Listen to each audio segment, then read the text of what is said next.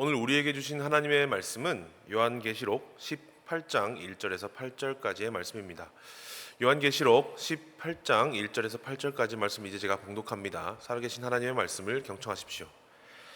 이 일 후에 다른 천사가 와서 하늘에서 내려오는 것을 보니 큰 권세를 가졌는데 그의 영광으로 땅이 환하여지더라. 힘찬 음성으로 외쳐 이르되 무너졌도다 무너졌도다 큰 성 바벨론이여, 귀신의 처소와 각종 더러운 영이 모이는 곳과 각종 더럽고 가증한 새들이 모이는 곳이 되었도다. 그 음행의 진노의 포도주로 말미암아 만국이 무너졌으며 또 땅의 왕들이 그와 더불어 음행하였으며 땅의 상인들도 그 사치의 세력으로 치부하였도다 하더라. 또 내가 들으니 하늘로부터 다른 음성이 나서 이르되 내 백성아 거기서 나와 그의 죄에 참여하지 말고 그가 받을 재앙들을 받지 말라. 그의 죄는 하늘에 사무쳤으며 하나님은 그의 불의한 일을 기억하신지라. 그가 준 그대로 그에게 주고 그의 행위대로 갑절을 갚아주고 그가 섞은 잔에도 갑절이나 섞어 그에게 주라. 그가 얼마나 자기를 영화롭게 하였으며 사치하였든지 그만큼 고통과 애통함으로 갚아주라. 그가 마음에 말하기를 나는 여왕으로 앉은 자여 과부가 아니라 결탄코 애통함을 당하지 아니하리라 하니, 그러므로 하루 동안에 그 재앙들이 이르리니 곧 사망과 애통함과 흉년이라. 그가 또한 불에 살라지리니 그를 심판하시는 주 하나님은 강하신 자이심이라. 아멘. 요즘에 많은 히어로 영화들이 양산되고 있습니다. 그런 히어로 영화들은 주로 아이들이 보는 만화책을 원조로 해서 만들어지고 있는데요. 아무래도 아이들이 보는 만화였다 보니 기본적인 내용이 권선징악, 정의는 승리하고 악은 패배한다라는 내용입니다.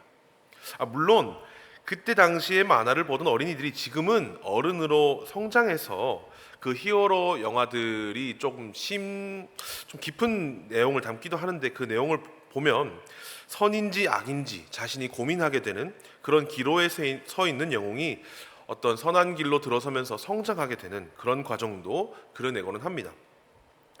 이 말씀드렸듯이 이러한 히어로 영화들의 기본적인 내용은 정의는 승리하고 악은 패배한다는 내용입니다. 그렇게 영화를 보는 사람들은 자신을 서서히 이 히어로에 대입하고는 하는데요. 반대로 생각해보면 악당에게 자기 자신을 투영해서 보는 사람은 거의 없다는 것입니다. 누가 지는 편에 서고 싶겠습니까? 누가 악한 편에 서고 싶겠습니까? 그러다 보니 사람들은 자기도 모르게 정의의 편인 승리하는 히어로를 마음속으로 응원하게 되죠. 오늘 본문의 말씀은 17장의 비유와 사뭇 느낌이 달라집니다. 17장에서는 어떤 왕들과 여자에 대해 본 것을 요한이 기록했다면, 오늘 본문에는 바벨론이라는 새로운 캐릭터가 등장하게 됩니다. 마치 히어로 영화에서 영화를 보는 시청자들에게 정의의 편에 서라, 선한 길에 서라 라고 외치는 히어로처럼 바벨론의 편에 서지 마라, 바벨론을 떠나라는 경고와 권면이 오늘 본문의 줄을 이루고 있습니다. 오늘 본문의 구조를 한번 살펴볼까요? 오늘 우리에게 주신 본문 말씀은 크게 두 부분으로 나눠볼 수 있겠습니다. 먼저는 1절에서 3절 말씀인데요, 하늘에서 천사가 내려와 멸망한 바벨론에 대해 말합니다.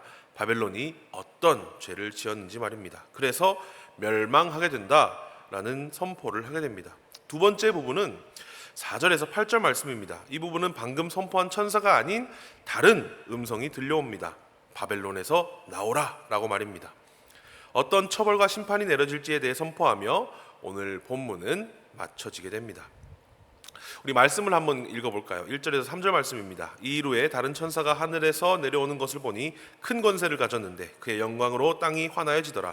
힘찬 음성으로 외쳐 이르되 무너졌도다 무너졌도다 큰 성 바벨론이여, 귀신의 처소와 각종 더러운 영이 모이는 곳과 각종 더럽고 가증한 새들이 모이는 곳이 되었도다. 그 음행의 진노의 포도주로 말미암아 만국이 무너졌으며 또 땅의 왕들이 그와 더불어 음행하였으며 땅의 상인들도 그 사치의 세력으로 치부하였도다 하더라. 오늘 본문 1절에 보면 이 일 후에 라는 말이 있습니다. 이 말은 17장의 비유와 이어지는 사건이 아니라 요한이 또 다른 환상을 보았다라는 것입니다. 요한이 환상을 보며 천사가 하늘에서 내려오는 것을 보았고 그 큰 권세를 가진 천사로 인해 땅이 환해졌다라고 말합니다. 그리고 그 천사는 큰 소리로 외칩니다. 무너졌도다 무너졌도다 큰 성 바벨론이여 라고 말입니다.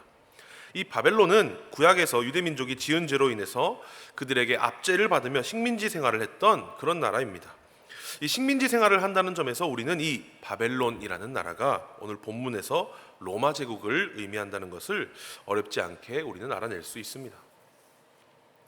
그런데 그 바벨론에 대해 천사는 뭐라고 설명하고 있습니까? 귀신의 처소와 각종 더러운 영이 모이는 곳과 각종 더럽고 가증한 새들이 모이는 곳이 되었도다 라고 말하고 있습니다.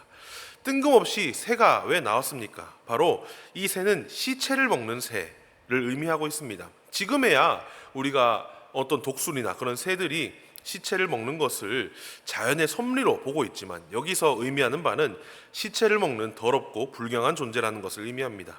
따라서 천사가 설명하는 바벨론은 영적으로도 육적으로도 굉장히 타락한 지역을 의미하고 있다는 것입니다. 3절에 나오는 음행은 우상 숭배를 의미합니다. 우상 숭배로 인한 그 결과로 나라가 무너졌다라고 말하며 왕들 또한 우상 숭배를 행했다라고 말하고 있습니다. 상인들의 사치의 세력으로 치부하였다라는 말은 원어를 해석해 보면 호색으로 인한 불을 쌓았다라는 의미가 됩니다. 우상 숭배는 영적인 타락을 의미하고 호색으로 인한 불을 쌓았다는 말은 나라 전반에 육체적인 타락을 의미하는 뜻이었기 때문에 바벨론이 망한 이유는 영적으로도 육적으로도 모두 타락해 있는 그러한 상태이기에 무너졌도다라고 천사는 외치고 있는 것입니다. 이어서 4절에서 5절 말씀입니다. 또 내가 들으니 하늘로부터 다른 음성이 나서 이르되 내 백성아 거기서 나와 그의 죄에 참여하지 말고 그가 받을 재앙들을 받지 말라. 그의 죄는 하늘에 사무쳤으며 하나님은 그의 불의한 일을 기억하신지라. 요한의 환상 속에 하늘로부터 다른 음성이 울려 퍼집니다. 내 백성아 거기서 나와 그의 죄에 참여하지 말고 그가 받을 재앙들을 받지 말라라고 말입니다. 이 음성은 누가 들어도 누가 봐도 주님의 음성입니다. 주님의 백성들에게 로마의 식민 지배를 받고 있지만 음행을 하는 타락한 로마로부터 나오라라는 말씀을 하고 계신 것입니다. 5절에 의하면 그들이 지은 죄가 하나님께 닿았고 하나님께서는 그 불의한 일 곧 죄를 기억하시고 잊지 않으신다라고 말씀하십니다. 이렇게 간절한 음성으로 외치는 주님의 음성을 통해 사랑하는 주님의 백성을 끝까지 놓지 않으시고 구원하시려는 주님의 마음을 우리는 느낄 수 있습니다. 누가 지는 편에 서고 있고 싶겠습니까? 누가 악한 편에 서 있고 싶겠습니까? 주님께서 그들을 부르시는 음성을 통해 우리를 부르시는 음성 또한 들으실 수 있기를 바랍니다. 마지막 6절에서 8절입니다. 그가 준 대로 그에게 주고 그의 행위대로 갑절을 갚아주고 그가 섞은 잔에도 갑절이나 섞어 그에게 주라. 그가 얼마나 자기를 영화롭게 하였으며 사치하였든지 그만큼 고통과 애통함으로 갚아주라. 그가 마음에 말하기를 나는 여왕으로 앉은 자여 과부가 아니라 결탄코 애통함을 당하지 아니하리라 하니 그러므로 하루 동안에 그 재앙들이 이르리니 곧 사망과 애통함과 흉년이라. 그가 또한 불에 살라지리니 그를 심판하시는 주 하나님은 강하신 자이심이라. 우리 주님께서는 그 지은 행위, 죄에 대한 값을 2배나 갚아주겠다고 6절에서 말씀하십니다. 그러나 7절에서 바벨론은 스스로 교만하여 결단코 애통함을 당하지 않으리라 다짐하고 있습니다. 하지만 8절에서 그 교만으로 인한 죗값 또한 받게 됩니다. 사망과 애통함과 흉년을 받게 되고 불에 살라진다고 말씀하시며 주님의 심판과 또 강하고 위대하심을 말씀을 통해 드러내게 됩니다. 어떤 신학자는 이 불에 살라지는 바벨론 곧 로마를 로마의 대화제 사건으로 인식하기도 합니다. 이러한 역사적인 일들이 어쨌든지 간에 오늘 이 말씀을 통해 주님께서 우리에게 동일한 음성으로 말씀하고 계십니다. 바벨론을 떠나라 하고 말입니다. 누가 지는 편에 서 있고 싶겠습니까? 누가 악한 편에 서 있고 싶겠습니까? 주님은 우리에게 죄 짓는 자리를 과감하게 떠나라고 하십니다. 그 죄에 참여하지 말고 그로 인한 재앙과 심판 또한 받지 말라고 말씀하십니다. 우리는 제가 여러 번 강조한 것처럼 아무도 지는 편과 악한 편에 서 있고 싶지 않습니다.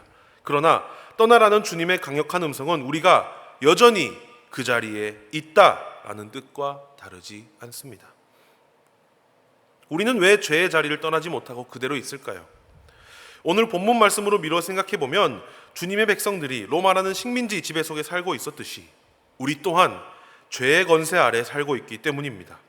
살고 있다는 뜻은 그 안에 우리의 삶이 있다는 뜻이고 하나님의 지배와 통치가 아닌 죄의 지배와 통치를 받고 있다는 뜻입니다. 하나님이 아닌 우상을 숭배하며 타락한 제물로 자신의 재산을 불리고 있으며 교만하여 자신은 죄에 대한 죄값을 치르지 않으리라 생각하고 우리는 살아가고 있다는 것입니다. 우리 주님은 강하고 다나온 어조로 말씀하십니다. 죄의 자리를 떠나라 라고 말입니다. 우리는 하나님보다 소중하다고 생각하는 것들을 손에 꼭 쥐고 우리에게 심판과 재앙이 없을 줄 알고 살아가게 됩니다. 하지만 하나님께서는 오늘 본문 말씀에 그러한 죄의 자리에는 마땅한 심판과 처벌이 기다리고 있다는 것을 분명히 말씀하고 계십니다. 누가 지는 편에 서 있고 싶겠습니까? 누가 악한 편에 서 있고 싶겠습니까? 주님의 음성을 듣는 자들이라면 주님의 떠나라는 이 외침을 우리는 귀 기울여 듣고 과감하게 그 자리를 떠나야 합니다. 사랑하는 여러분, 오늘 본문 말씀을 통해 우리 주님은 우리에게 죄의 자리를 떠나라 라고 말씀하십니다. 그 죄의 자리가 얼마나 더럽고 타락한 자리인지 말씀을 통해 일깨워 주셨습니다. 또한 죄의 자리에 있을 때 우리에게 처벌과 재앙이 분명히 기다리고 있다는 것 또한 우리에게 말씀하셨습니다. 오늘 우리 주님께서 외치시는 이 강한 음성에 순종하고 따를 수 있는, 죄의 지배와 통치를 받는 것이 아니라 주님의 지배와 통치를 받는 그런 저와 여러분 될 수 있기를, 그렇게 살아갈 수 있기를 주님의 이름으로 축복합니다. 기도하겠습니다. 자비하신 주님, 오늘도 우리에게 귀한 말씀 주시니 감사합니다. 우리 삶 속에 여러 죄의 자리를 떠나 주님의 통치를 받는 주님의 백성으로 살아갈 수 있도록 우리와 함께하여 주시옵소서. 더위로 인해 우리의 몸과 마음이 지치지 않고 주님의 뜻대로 살아갈 힘 또한 허락하여 주시옵소서. 감사드리며 예수님의 이름으로 기도합니다. 아멘.